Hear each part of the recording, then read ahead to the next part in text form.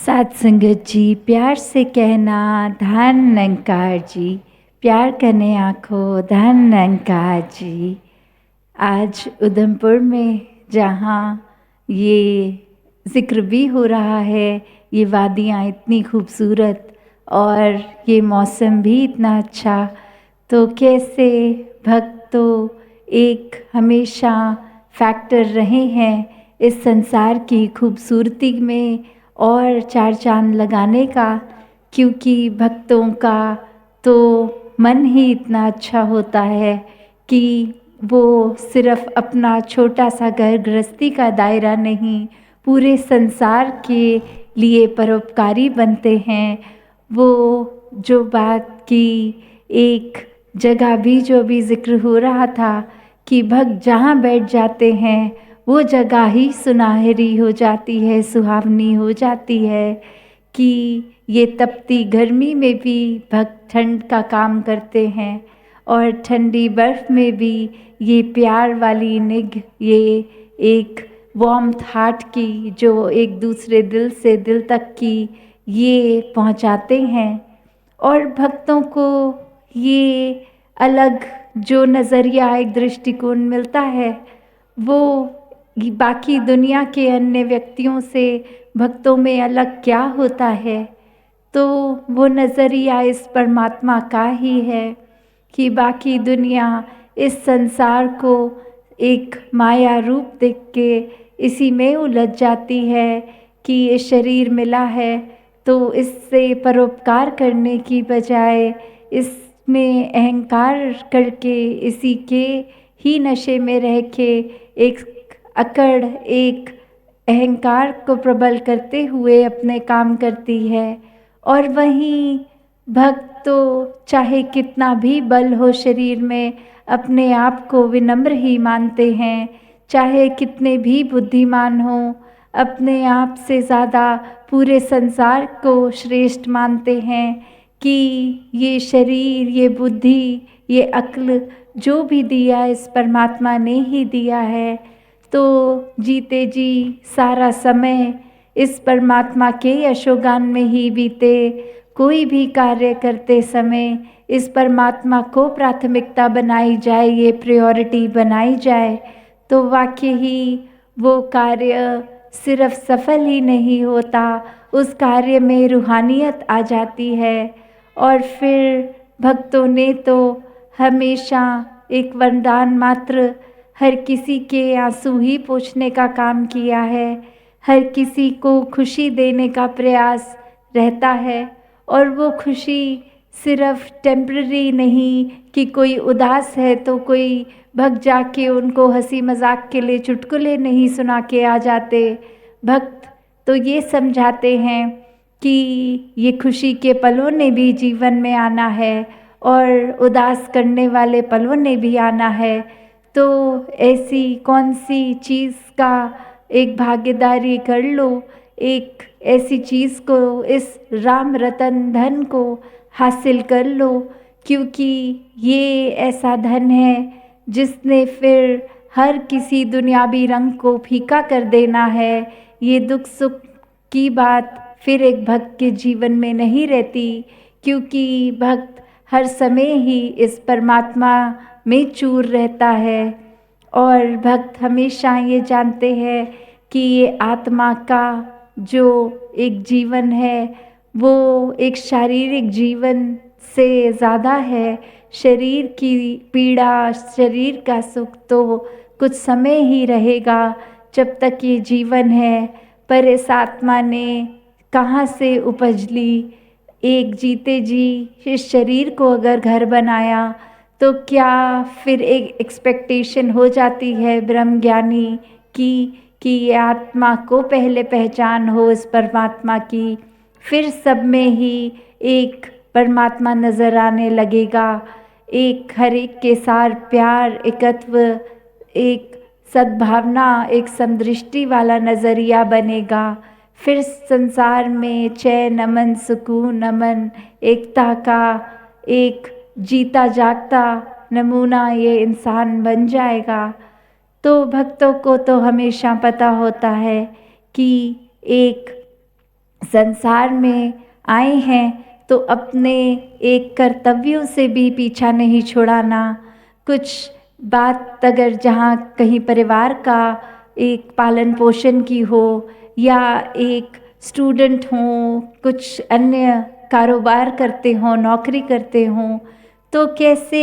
ये सब चीज़ें तो एक साधन रूप जहाँ चलता जाता है। भक्त कभी भी इस दुनिया से अपने आप को कट ऑफ नहीं करता कि हम तो 24 घंटे बस भक्ति करेंगे और कुछ कार्य अन्य नहीं करेंगे। तो भक्तों का नज़रिया अलग होता है। भक्त जानते हैं कि गृहस्थ में ही रहकर भक्ति की जा सकती है। ये सारे कर्तव्यों को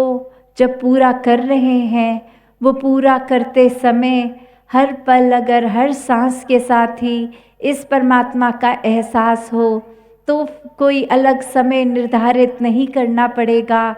इस भक्ति को करने के लिए। हर सांस के साथ ही ये सुमिरन हो सकता है, ये भक्ति हो सकती है। किस तरह संतों ने युगों युगों से यही सिखाया कि इस सच्चाई, इस सत्य, इस निराकार, इस परमात्मा के साथ जुड़ जाओ,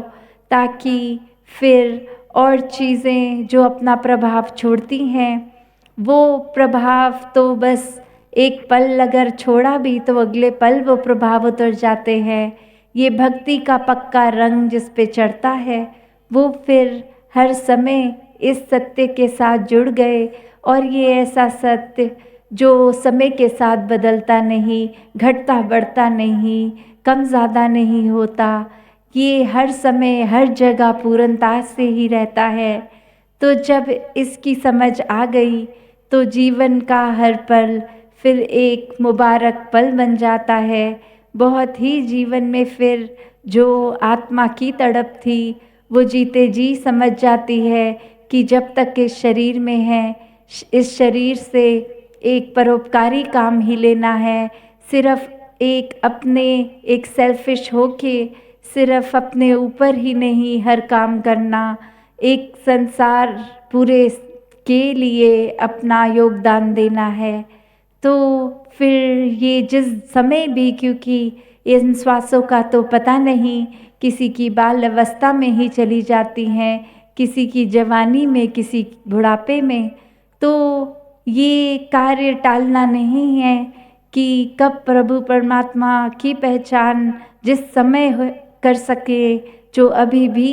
एक पल है इसमें में भी किया जा सकता है। और ये काम अगर टाल देंगे तो जो मुख्य उद्देश्य इस मानवीय योनि का कि अपनी असली पहचान करनी है, और असली पहचान तभी संभव है जब प्रभु परमात्मा की पहचान हो, क्योंकि ये आत्मा इसी का अंश है जो हर एक में है। तो किस तरह फिर जीने के बाद जब भी श्वास खत्म हो तो इस आत्मा ने कहाँ जाना है उसको पता हो, और यही मुक्ति होती है। हर एक वेद में ये सैल्वेशन, मुक्ति की बात करी जाती है, और वो सिर्फ बात ही नहीं, उसको पाने का ज़रिया हर ग्रंथ बताता है कि किस तरह इस पूर्ण सच्चाई, इस निराकार के साथ जुड़कर इस आत्मा को जब परमात्मा का बोध हो जाए तो ही प्राप्त कर सकते हैं। और भक्त तो फिर जीते जी ही मुक्त हो जाते हैं, और जीने के बाद भी ये मुक्ति हासिल होती है, इस आत्मा की भटकन दूर हो जाती है। वरना ये आत्मा तो अगर जैसे उदाहरण के साथ बात समझें तो अगर एक पानी के ग्लास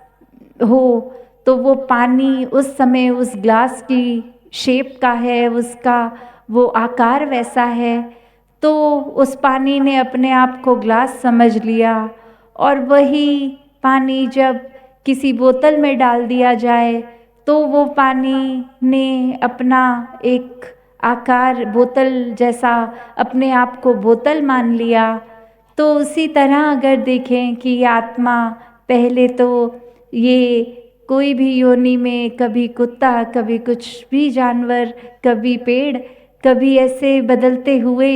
हर एक में अपने आप को वही सच्चाई मान बैठी, जबकि ये तो सिर्फ शरीर मात्र एक रहा और अब मनुष्य के शरीर में जो हैं वो अपने आप को फिर ये ही तन मान रहे हैं, ये मनुष्य के मन को ही मन मान रहे हैं, जबकि इस आत्मा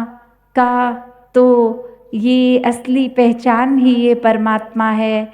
तो वो पानी को अपने आप उस पात्र, उस शरीर तक नहीं सीमित रखना। इस पानी की असली पहचान तो ये सागर, ये जिसकी सीमा इतना विशाल है, ये तो उसी तरह ये आत्मा इस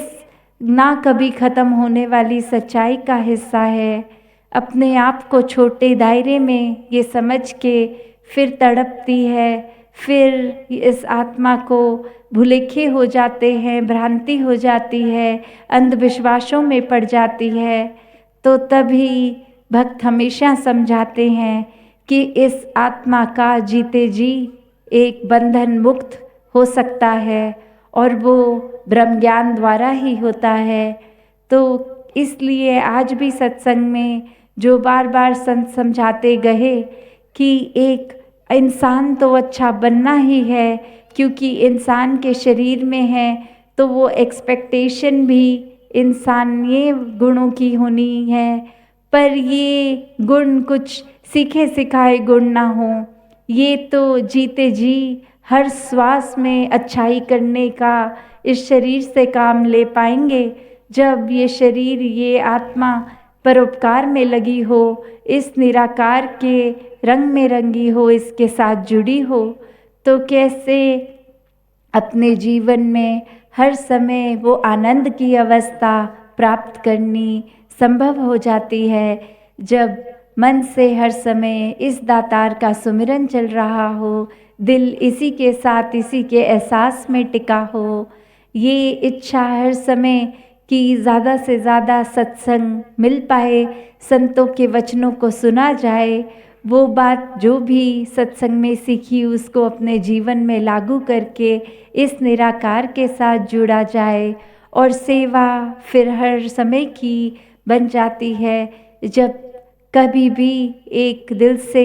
इस निराकार के साथ जुड़कर वो भाव आए कि पूरा संसार अपना है, किसी से नफरत नहीं करनी, हर किसी के लिए जिस तरह भी जो भी कंट्रीब्यूशन कर पाएँ उसको एक समर्पित भाव से कि दिल इस दातार पे ही आधारित कि मैं करने वाला अब हट गया, जो कर रहा है दातार है, सिर्फ एक साधन अगर मेरा शरीर बना तो इसमें कोई अहंकार की बात नहीं, ये तो एक समर्पित मन की कुछ ना करने का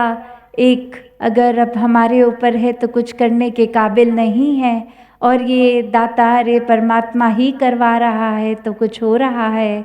तो जब ऐसे भाव होते हैं तो फिर ये सेवा भी एक पूर्णता से की जा सकती है, एक सही उद्देश्य से की जाती है। तो दातार कृपा करे